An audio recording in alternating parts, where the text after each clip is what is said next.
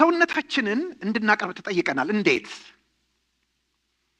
ሐዋርያው ጳውሎስ የሚጠቀመው ሜታፎር የሚጠቀመው አናሎጂ የብሉይ ኪዳንን የቤተ መቅደስ አምልኮ ነው። ኢንፋክት ይሄን በሚጽፍበት ጊዜ በኢየሩሳሌም ቤተ መቅደሱ ነበር፣ መስዋዕትም ይካሄድ ነበር። ዘሌዋውያንን እያሰበ ነው። በተለይ ምዕራፍ 1 2 3 4 ስለሚቃጠል መስዋዕት የተጻፈው ሰውነታችሁን ምን አድርጋችሁ አቅርቡ ይላል? ሕያውና ቅዱስ እግዚአብሔርንም ሶስተኛው እግዚአብሔርንም ደስ የሚያሰኝ። ዋው! ፕሌዠርን ሰዎች የሚያገኙት በምን እንደሆነ ታውቃላችሁ?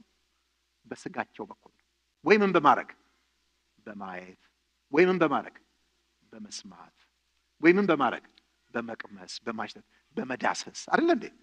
ሰዎች ሰውነታቸውን ምን ማግኛ አድርገው የሚጠቀሙት? ፕሌዠር። ሲለብሱ ሲዋቡ ምን ሲሉ ይገባቸዋል አይደል?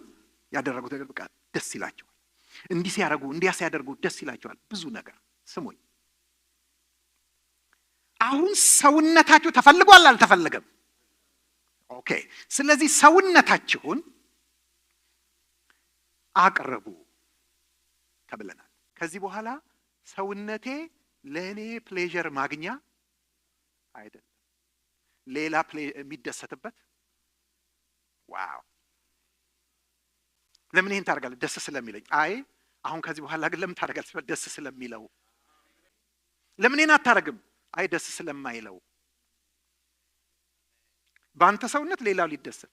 የሚገርም ነገር እኮ። ስለዚህ በዚህ መልኩ ሰውነታችሁን ምን አድርጉ? መስዋዕት አድርጋችሁ አቅርቡ ይላል።